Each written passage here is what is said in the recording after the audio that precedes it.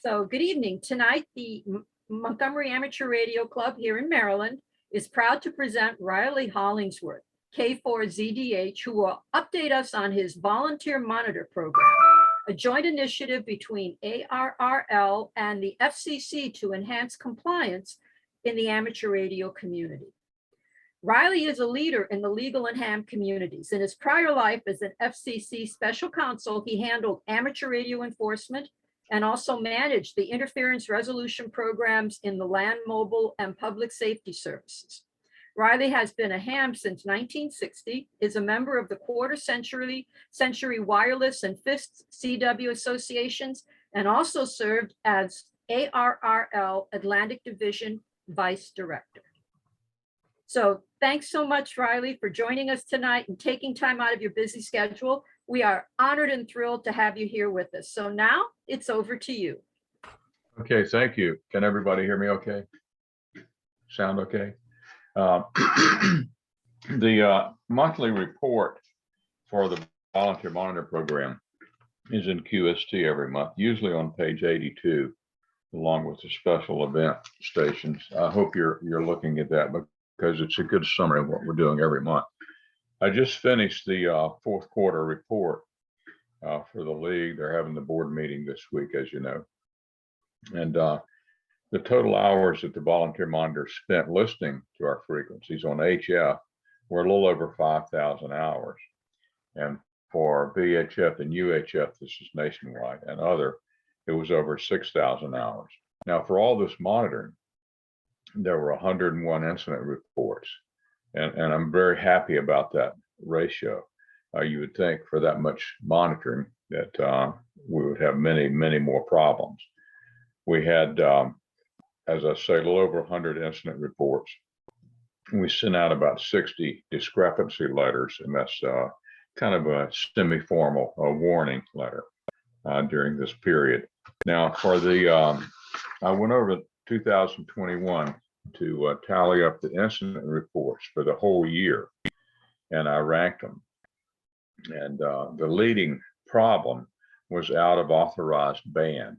Now, this is usually a general and an extra area, or technicians operating FT8 on 40, because surprisingly, a technician has no FT8 privileges on 40. It's just CW.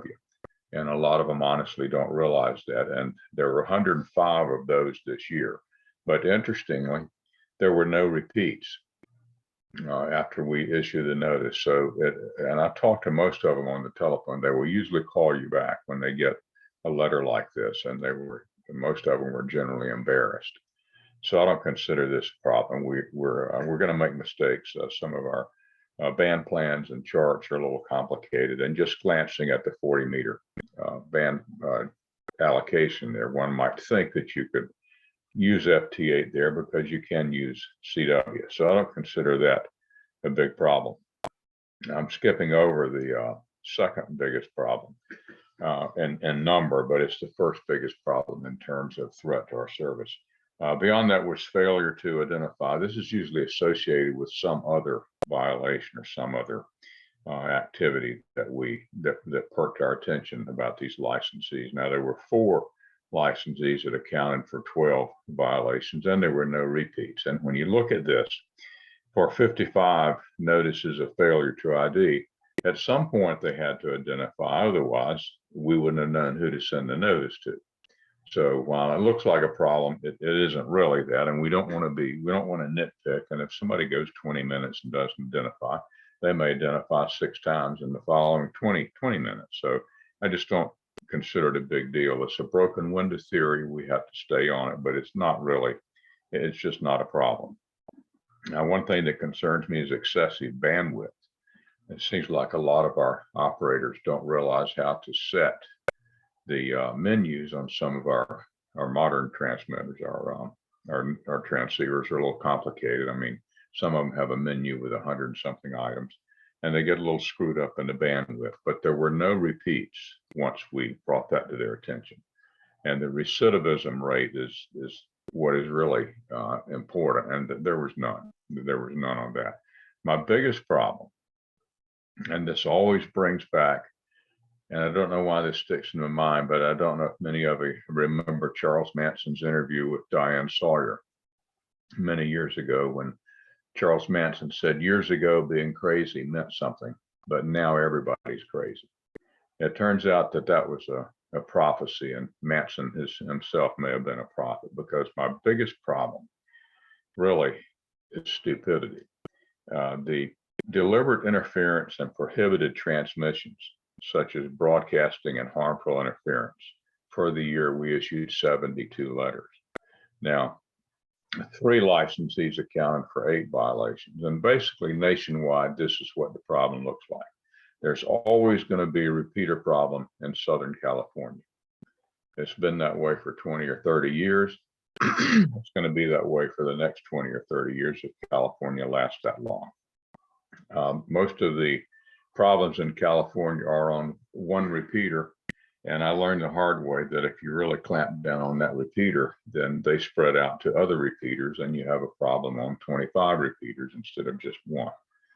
But the other violations, and the one that concerned me the most, are the conduct violations in the east on 7200 and usually around 3860 or 3927.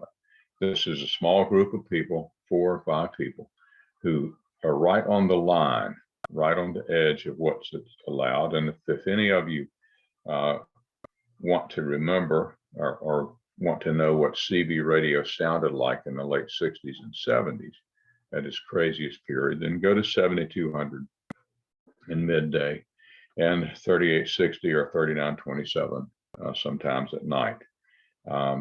A lot of it is stupidity. It's not direct rule violations, but that is the most dangerous conduct to our service. And here's the reason. I hope I haven't repeated this too much. I don't know if it can be repeated or not. But, you know, we've had a very good relationship with the power industry over the years. And the league works very closely with the power industry to resolve radio frequency interference. And in fact, there's an IEEE committee that's winding up after 3 years of very successful and productive meetings to develop an IEEE standard for the entire power line industry to use in resolving our problems. It goes over how to find the problems, what equipment to use, what to do when you found the problem. It's just incredible. And there were several big power companies on the committee, and a lot of the members of the power companies were amateur operators. So it was kind of the ideal joint resolution of a problem. And sometime in the next month or two, that's going to be given to the IEEE board to adopt. Now, here's the thing that worries me, and this is what should worry all of us in regard to the deliberate interference and prohibited transmissions, such as broadcasting and harmful interference that I just cited, the 72 incidents we had in 2021. The lab at the league says that in the next few years, interference from solar power devices and fields will far outnumber power line interference cases. Now, I'm speaking of these massive fields that are over 50 acres of solar cells. They have a device on there called an optimizer. And what that optimizer does is when a cloud bank passes over part of the solar field and causes the current to be reduced over part of the solar field, the optimizer ramps up the other sections of the solar field, of the solar panels, to make up for that loss. And the optimizer tears up amateur radio frequencies, something terrible. It's just horrible interference. And part 15 of the commission's rules is very complicated. It's not exactly clear who's responsible or how you solve it. And the league is working on it with the industry. And some of the solar power industry members are extremely cooperative, others not so much. But the thing is, we don't have the same clout with the solar power industry. The league works closely with most of the major players, with some of the major players, I should say. But the industry is too new, and so many people are jumping into it. And they generally don't know about amateur radio. And a lot of them don't even know what amateur radio is. So I don't want to see a situation where we get into to butting heads with the solar power industry. And it ends up going to the subcommittee hearing level in Congress. And the solar power industry says, well, we don't know why you're so interested in protecting amateur radio frequencies. This is what we hear on 75 meters at night. And then they play recordings of these idiots on 75 meters. Now that's what keeps me awake. And that is the big danger to amateur radio right there. And like I say, a lot of it is right on the edge, but you can sound completely stupid and be well within the rules. There is no rule, and you can't regulate stupidity, as I was told 20 years ago and found it to be painfully true. And these people just have no idea what damage they're doing. And I don't understand it, how they could have $6,000 or $7,000 worth of radio equipment, and they sound like juveniles with the CB walkie-talkie from the 70s. But they do the most damage to us, and we'll do a lot of monitoring of them. And we're going to request some station inspections and some citations on 5 of them. But in the meantime, they're on there every afternoon and every night. It's a very, very small percentage, of course, but we have to keep that tamped down to a fraction of a percent so that we don't embarrass the whole service. We can't take anything for granted. When you look at our licenses, you don't see the word rights on there, you see privileges. And I'm trying to get them to understand that you can lose a privilege by abusing it, and they have to be concerned with what they sound like. Now, some of them just don't. They're old and they're bitter. They live alone. Some of them have alcohol problems or drug problems, but they're causing us a lot of embarrassment. And that's what I get most of the complaints about. These other little things like out of the authorized band, when you send somebody a citation about that, it usually scares the hell out of them and they call you right back and it never happens again. But the deliberate interference category that I'm talking about in these 4 or 5 states here in the East just goes on day after day and night after night. And there'll be a little bit of remission, I guess, when their prescriptions are filled, but when they run out, it goes haywire again. And it's just very embarrassing. And I don't want people listening to it. And I especially don't want somebody who's trying to demonstrate amateur radio listening to that. And I've done a lot of personal outreach for these characters. I've known some of them since the 90s. Some of them had genuine mental problems. And some of them are just, they're just crazy as hell. It's like my grandfather told me when I was a kid, some people are just crazy. There's nothing you can do about it. They drive cars, they boat, they make babies, but they're crazy as hell and you'll never understand them. And if you do understand them, that means you're as crazy as they are. And we have that in any group of people, whether it's lawyers or plumbers, electricians, politicians or whatever. And of course, we're going to have it in amateur radio because we're a cross section of society, and we're a cross section of today's society, which is rude and crude and quick to take offense. And for that reason, on a side note, we don't really publicize who the volunteer monitors are, although you have one in your club. We just don't publicize who they are because it's sort of the silent service. In the early days of the official observer program, if somebody got a notice from an official observer, they were grateful for it and usually contacted the observer and thanked him for it and said something like, "I'm glad I heard from you," rather than the FCC. But over the years, the official observers got demoralized because they were starting to get abuse, because in today's society, everybody assumes an offense.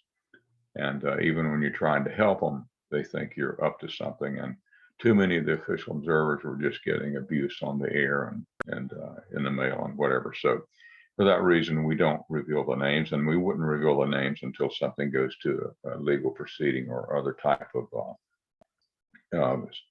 process where an affidavit was needed. But overall, though, when you look at the overall problems nationwide, we're in very, very good shape, I think, when you consider the number of licensees that we have. Just to have a few repeater problems in California, most of the Midwest is very sane. And then to have these few people in the East for a service as large as ours that has all the power and frequency privileges and mode privileges and activity privileges, I think we're in very, very good shape. We've only had 3 referrals to the FCC in 2021. And the FCC gave us 3 cases to look at, which we were able to resolve. So overall, the situation is very good, I think. And the job of the volunteer monitors really, I think Tim Duffy out in Western Pennsylvania, K4ZDH, said it best in one of his meetings when we were talking about the BM program. He said that what the volunteer monitor program is doing is preserving a dream. And that's what we all have to joyfully enjoy this avocation that occupies our lives. And that's what we're trying to do, is keep it tolerable and keep us from embarrassing ourselves publicly. That's basically the role of the volunteer monitor program. We have an additional disadvantage, or we have had during COVID, because the FCC was on virtual lockdown. They would not go out on any case that wasn't direct safety of life. And so we can't, we haven't had a lot of FCC help because of COVID. On a positive note, there has been virtually minimal turnover in the number of volunteer monitors. We're down probably 6% from the time that we put everybody online. We've lost a couple because of COVID. We've lost 1 or 2 with tower accidents or other accidents. And a couple of fellows just got tired, or they changed QTH, or they wanted to take a break for a while and just enjoy amateur radio. But we're not even down enough to solicit additional applications. And we're going into the 3rd year here. So I'm very, very happy about that.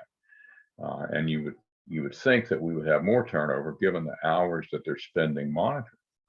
And I've had to tell some of these people that are turning in reports, take a vacation. Don't listen to 80 meters for a month. Just take a vacation and enjoy amateur radio, or 75 meters. And I'm just very, very happy with what they're doing. And for every hour that they spend monitoring, they could be just enjoying amateur radio. But it's a good group of people with very good monitors. One of the highlights of the year was a volunteer monitor out in California received a citation from the Department of Homeland Security and the Coast Guard for helping solve a deliberate interference problem on Channel 16 in the Los Angeles or San Diego area. So that's a very positive note. And I have brought that up with the league, and they're voting this week on various items at the league. I don't think the volunteer monitor program is on the agenda. I haven't had any questions or calls since I sent in my reports, and that's always a good thing. But I would say overall, the program is doing very well and is accomplishing what we hoped it would accomplish. The few violators that are embarrassing to amateur radio, we've always had those, and they die off, they rotate in and out, they go through remission for a couple of years. And like I say, every group, every profession, every activity seems to have them. But we have to keep working on that. A number of these people are approaching license renewal time, and that's when the chickens come home to roost, because these licenses are not going to be renewed. My problem from an enforcement standpoint is the 10-year renewal. We went from a 5 to a 10-year renewal at the FCC when the licensing process was very labor intensive. Since then, it's become automated, but we're still at the 10-year renewal standard. Now, if I had a 5-year renewal, I would be in much better shape from an enforcement standpoint, but I don't think it's really necessary to inconvenience that many people just to make enforcement work a little bit better. But if you can get near the renewal point, then these people start to realize, and you can tell them that their renewal is that their ULS license information is flagged, and there's not going to be a renewal until these problems that we're citing them are straightened out. And that helps. And that is a situation with several of the people who are causing most of the problems. But it's my job to worry about those problems and keep them tamped down so that you don't notice them unless you go looking for them on 7200 or certain 75-meter frequencies. Other than that, we are in very, very good shape nationwide. I'm really happy with the job everybody's done, but we just have to keep at it because if it's just human nature. If you knew that there was a certain section on I-95 where there was never a state trooper or a sheriff or whatever, your conduct in driving down that road would be a little bit different than if you knew that there could be or probably would be somebody out there watching. So it's just human nature, and that's what we're dealing with mostly on the amateur bands. And I think everything else I've probably told you ad nauseum about the program. You all know how it got started and why. I think I've gone over that a couple of times. So we'll keep at it and keep preserving the dream, so to speak. Amateur radio is an incredibly wonderful avocation, I think, and we just have amazing privileges of all the activities and frequencies that we can engage in. And I think the best way you can help, a lot of people ask, well, what can I do? What you can do is just always make sure you're part of the solution and not the problem. And if you hear the people that I'm talking about, don't engage them. Don't give them any safe harbor. Don't give them the time of day. Don't humor them. And this may require leaving a net or a group, either temporarily or permanently. There were a couple of nets that I liked on 75 meters, but over the years, they got a little bit too raw and too embarrassing. And I always operate and sit here and with this in mind. What if somebody was looking over my shoulder, looking at amateur radio and thinking about getting involved in it? So you have to operate as if somebody was listening to you who was thinking about getting involved in amateur radio. And so because of that, I pulled out of several nets, and a couple of people, when I hear them on a band, I don't talk to them. And that's what we have to do. You have to shun them, as the Amish do up in this part of the country. And that seems to work pretty well. Some of the people that I mentioned to you, if they have direct rule violations, that's easy. The problem is when they are right on the line and they're acting stupid or in an embarrassing way. And you have to do a personal outreach and say, look, you need to stay off 7200 for 30 days or 3 months. Try other frequencies. Some of these people have never been on another frequency in the last 10 years. They're on the same frequency every night on 75 meters, using 1200 watts to talk across the state or across the region. And they don't use amateur radio for any other purpose than that. And if you can talk them into, say, trying 17 meters or something like that, usually you can bring them around. But when they do cross the line there, that's easier than when they're just being embarrassing and being stupid, so to speak. So that's what I'll be working on for the next year, this group in the East. And I think after the spring, maybe in the fall, we'll be taking a few more applications for the volunteer monitor program. But so far with this low turnover, we're doing okay. And I don't really need any more at this point. Unfortunately, we lost some very, very good volunteer monitors to COVID. And one of my best volunteer monitors and most delightful volunteer monitor, who had an incredible station, contacted me and said, I'd like to take a little hiatus for a while. I'm going to be moving to Florida. And a couple of months went by. I didn't hear from him. And then when I started looking into it, it turns out that he passed away from COVID during the transition to Florida. And it was a sad thing. He was in his 60s. And so we've been hit by that, as have many other people. We're certainly not the only ones. But other than that, I would just say, keep doing what you're doing. You have a great club and you set a great example. And I really enjoy talking to you. And I hope that when things open up, I can come down and talk to you in person. I don't know about you folks, but I miss going to Hamfest and dealing with people personally and standing there looking at the same piece of vintage equipment I've seen for 10 years at Hamfest all over the country. There's just something about being there in person. This HT37 that you see behind me, the one that's upside down, I'm recapping that one and changing some of the parts, but that was in North Carolina. And I saw that about 15 years ago, just before I retired. And the guy that had it for sale said, I don't know why you don't just buy it. You've looked at it in 5 states. Why don't you just buy the damn thing? So actually I did, and it turned out to be a great rig. And I just enjoy seeing the things personally and talking to the groups and the clubs and the people in person. There's nothing like it. And I think it'll take us 20 years to realize just how much COVID has hurt everything across the country. But one thing about amateur radio, in spite of COVID, you can still keep doing it because you can do it at home. And that's the one great advantage that we have. We work from home anyway in the volunteer monitor program. So it's only affected the meetings and the social things that we like to do with groups. But thanks for having me. And I hope all of us will have a better year as all this gets on the downturn. And I hope that there's not another variant. If there isn't, we'll be pulling out of this in due course, I think. Great.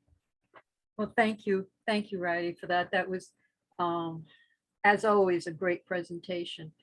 We're going to ask people if they have questions now for Riley.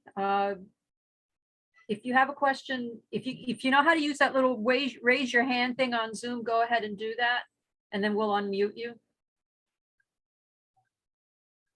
Fred, go ahead. Hold on. Thanks. So Riley, thanks for the update. I always found that really interesting. I'm just kind of curious. The FCC in general, I know our licenses are 10 years. I also have a GMRS license, it's 5 years. And I administer a commercial license for a railroad that I volunteer with, and theirs is 10 years in the land mobile service. But what is the standard for licenses? I would have thought they would get them all on the same schedule. No, I don't think there is a standard. Like I say, the amateur processing was very labor intensive, and it was just suggested by people in the commission that maybe we go to a 10-year period, and it would require less personnel at the FCC. But I don't know that I guess it isn't across the board, but I don't know the reasoning in other services. It could have been the same. GMRS licenses pay a lot more to have their license than we do, which is virtually nothing. So that may have something to do with it. I think Congress requires that the fees that are charged in the service generally at least cover the basic expenses of that service. And that's why ours are not very, we don't really have a problem with that because most of our licensing is automated. Okay. Yeah, I mean, it was a great idea, though. If you can somehow have them come up more frequently, that does give you a little bit of a lever over people who shouldn't be in the service any longer. Thanks. Great, thank you. Mao, you have a question?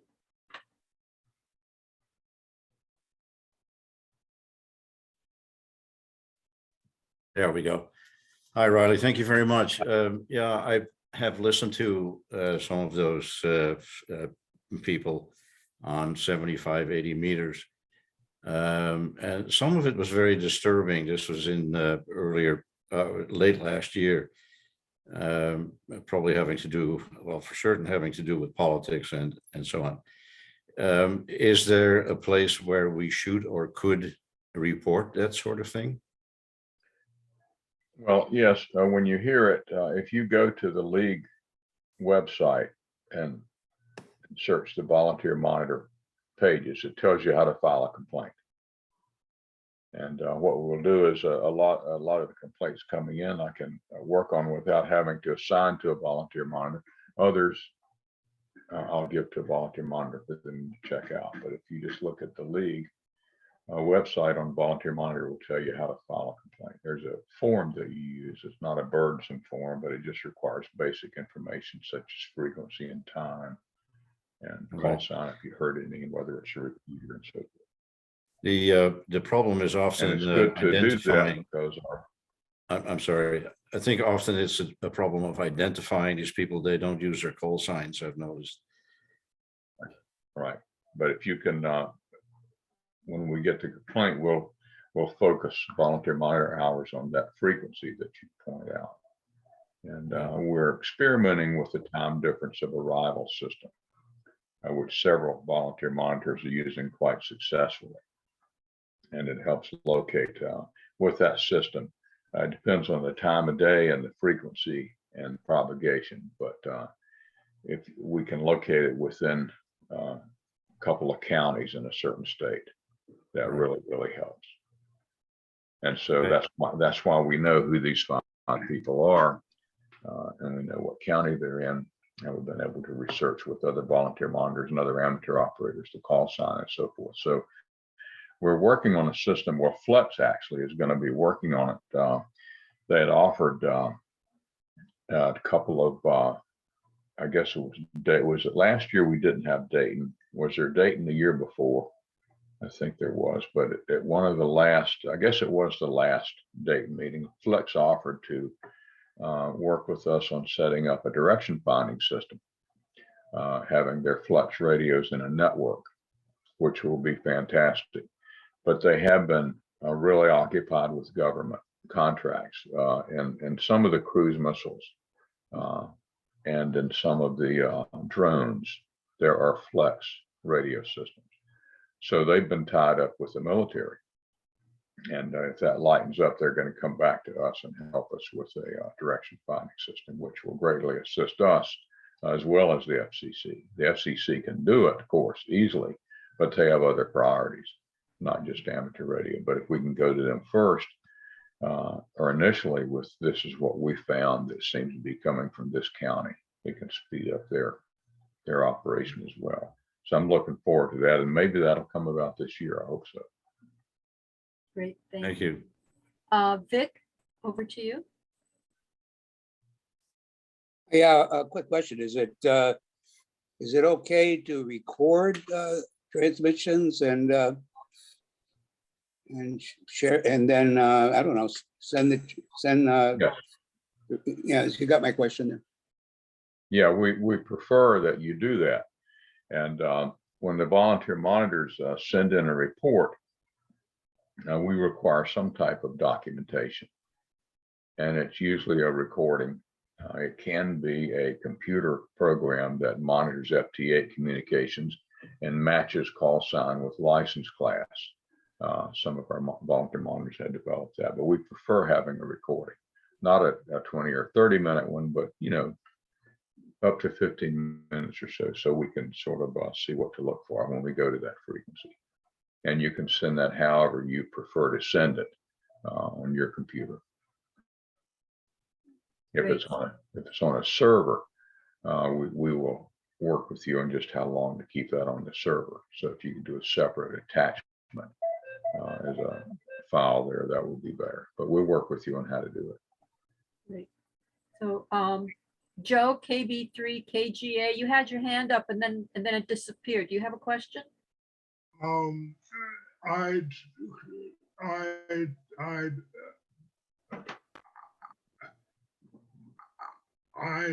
did have a question, but the question I had was asked by Vic. Okay. But a recording and then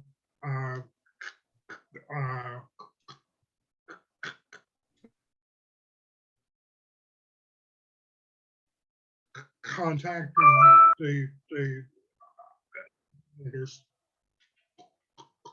with the recording. So Now, if you don't have recording capability, that's okay too. Just tell us so that when we do the monitoring there, we can do the recording, which we may do anyway, even though you've submitted it. But Great. So I have a question. Can you give an example of something that isn't something that would be a violation, but is just embarrassing? Because you said that there were just people that were embarrassing. And what kind of things would you say that would put somebody's license at risk? Kind of Well, behavior. it's the constant ranting and raving and slander, for example, personal insults, racial remarks, things like that. Of course, you know, if they're just an embarrassment of the service, just an embarrassment, it's not a rule violation. But a night after night, constant ranting and raving, slandering and embarrassment, embarrassing other people, it gets to the point where you are denying somebody else the use of their service and their license, and you're not using the service for which it was intended. All right, thank you. Alex, let me ask you a question. I see that twin lead going out your window there. What antenna does that go to? What? Yeah. That's my 2 meter. Isn't that cute? It is. Okay, that's your indoor 2 meters. All right. Yeah, that's my indoor. It's hanging off of a curtain rod. It actually, yeah, I had Ken K4ZDH, who was great with antennas. He came over and he did all his, figured out the best place for it. And the best place for it was just like right here. And I thought, well, this is a great place to put my computer, you know, Good, put my okay. radio. And it's very comfortable. So got my, in fact, if you look in this room, it is stored with all kinds of crazy stuff. But I was telling this to Paul as I cleaned out just behind me, so it looks nice and neat. So you think I've got this really neat room. Yeah. It's I know this what you much mean. that's neat. Everything else is like stacked up with anyway. So yeah. Same here. On the other side of this screen, I got radios upside down with the covers off, parts all over the place. Projects I've been going to do for 3 years, and I'm not showing that. Yeah, so I'm not fooling anybody because I'll, you know, I'll readily admit it, but I wanted to look neat like right here. Anyway, so yeah, so Al has a question. Yes, Riley, you know, you saw the twin lead over Alex's shoulder. Looking at your photograph under the clock, do I detect the Mark logo hanging on the wall? Oh, let's see. Under the clock. No, that actually is an FCC plaque, but it's very similar to yours. And yours is right down here in the corner. I have it out for the next time I come down there. Okay, very good. Thank you. Yay. So yes, and hopefully we'll have those in-person meetings soon. And we're going to figure this out. We'll figure out how we're going to do this because we're not going to let anybody go. We're not going to leave anybody behind because right now we have this great capability to include all our members who are now living in other places, and we don't want to give that up. So we'll figure this out. Great. Yeah, thank you. David, you've got a question. Well, no, not a quick. Let me lower my hand. It's just a follow on. That antenna is a Slim Jim N9TAX, easy to remember, .com, and he sells them. And they roll up into a small package. And then when you unfurl them, they're about 5 feet long and they're dual band. In fact, Okay. I have the same antenna on my curtain rod. Yeah, in fact, David also came afterwards because Ken got me the original one. David wanted to see, because Ken built his, and David wanted to take it apart and see how Ken did it. And so David bought me this one and then took the one that Ken made. So anyway, so Jerry, you have a question? You have to unmute, sorry. Hold on. Give me 1 second here.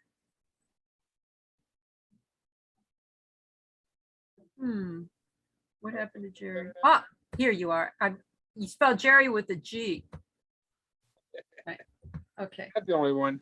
Brian, I'm curious, how many volunteer monitors do you actually have in your system? About 150. Now, what's it take to actually become one? Well, in 1919, in May, on the league website, we announced we were taking applications for volunteer monitors. And what we wanted was a basic station. Doesn't have to be very elaborate, just a basic station with a decent antenna. And of course, we wanted the volunteer monitor to have had no run-ins with the FCC and to have been licensed at least 3 years, although we made a couple of exceptions to that. And basically that was it. We interviewed everyone. We had 250 applications, and I talked to everyone by telephone. And so we had good applications. So we basically took them in chronological order and put them in the system. And those that we didn't need, we put in a reserve pool, which they agreed to. The FCC thought that a workable number or manageable number of volunteer monitors would be around 150 to 175. And I think that's about right. And that seems to be all we need right now. But like I say, we're going to have to take some more applications sometime this year or later in the year. But we didn't require a lot. You don't have to have elaborate equipment. We just wanted to know your attitude towards amateur radio and why you wanted to do it. You know, there's a saying that somebody who really, really, really wants to be a policeman so bad they can taste it probably shouldn't be. So we didn't want to get people who wanted to come in and clean up the bands, because we didn't want to be perceived as the band cops or the band police, because we wanted to have at least 90% of the amateur radio service buying into the volunteer monitor program. Because if they don't buy into it, and it was the same way at the FCC when we did amateur enforcement there, we needed about a 90% buy-in rate from the amateurs. Otherwise, you could have 500 people doing enforcement and you would get nowhere if people don't basically buy in and support the system and support what you're doing and help out. So Great, it's not a detailed resume, not a big complicated requirement, just a basic amateur station and somebody with who loves the service and wants to preserve it and is proud of it and remembers the day that they got their license. And that's what Okay, I great. told these people on 75 and on 40. I said, at least don't ruin it for other amateur operators and go back to the day when you got your license in the mail. Surely there must have been one time that you were really proud of it. And that's the way you ought to operate now. And if you do that, you're enhancing the service with very little effort. That's super. Thank you very much. Thank you. So Al, did you have another question? Okay, so because your hand was still up. That's okay, thanks. Mark. Yes, I just wanted to thank Riley for his presentation and also say that I've been listening the last couple of years to both 75 and meters and 40. And I feel that what you're doing has made a difference, a noticeable difference. I hope so. And I just wanted to thank you for that, because for a while there it was pretty crazy. And while we do have our isolated nutcases now, I think general deportment has improved dramatically. And I just wanted to thank you. That's all. Thank you very much for that. I appreciate it. I work for people like you and your group down there. That's who I really work for. And it was the same story at the FCC. I didn't really work for the FCC. I worked to pay back amateur radio for what I got out of it. And that's what we're still doing today. Great. David, you're back. Unmute. David, unmute. Hold on. There. Okay. A very basic question. So the volunteer monitor service is strictly radio receive only, strictly listening only. Is that correct? Yeah, they don't engage anybody. If they hear violations, they don't engage them. And we have one case where they did, and we just put that volunteer monitor on standby, so to speak. But they don't engage. They just report and they just audit. They're like bank auditors. And some of them were saying in the beginning, well, what if I spend 50 hours a month monitoring and I don't find anything? I said, that's great. That's like bank auditors coming into a bank and auditing the bank and they don't find anything. I said, that's good news. And that is as much an indicator of the health of the service as if you'd found violations, because you're auditing our frequencies and how everything's working in the service. So they don't, I say, don't worry about finding violations. Just put your hours in and tell us what you find if there's anything that needs attention.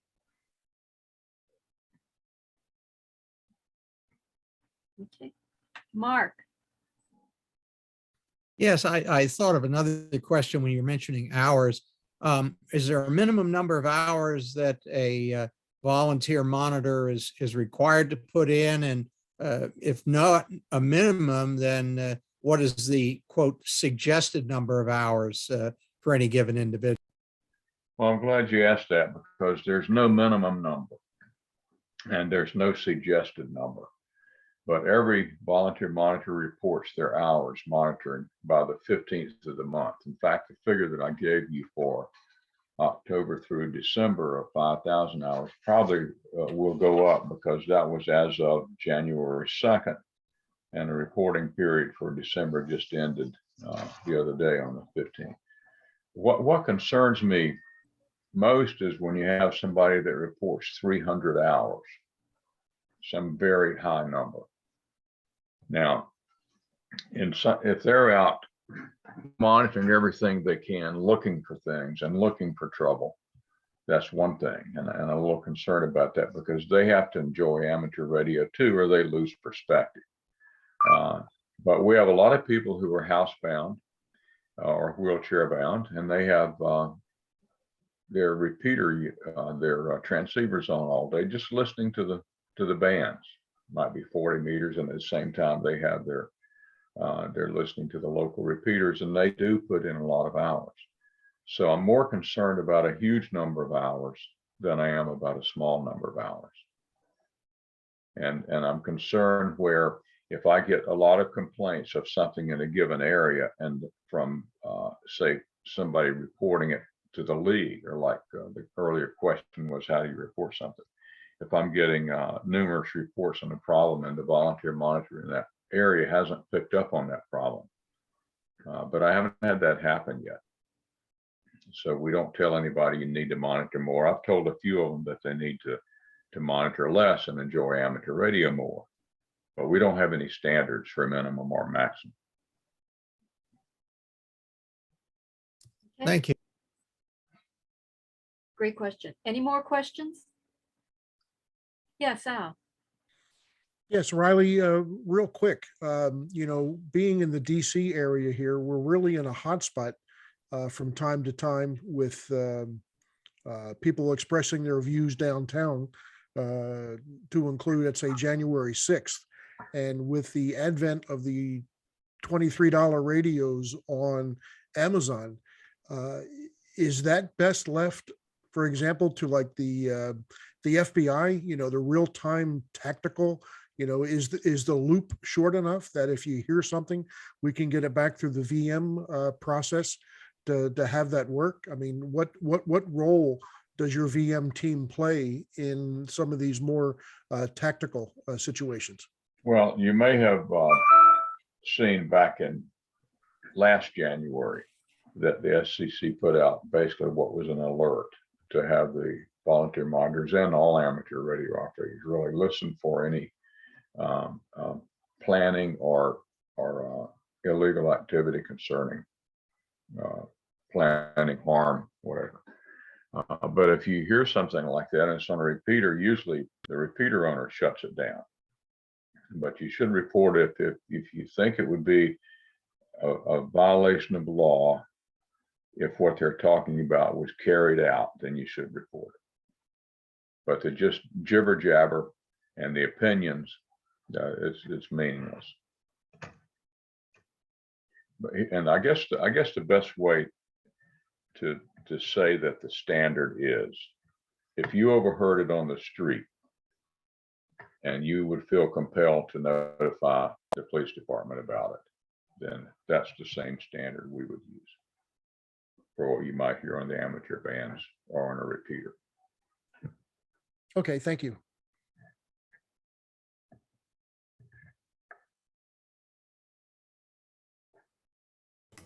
You're muted, Alex.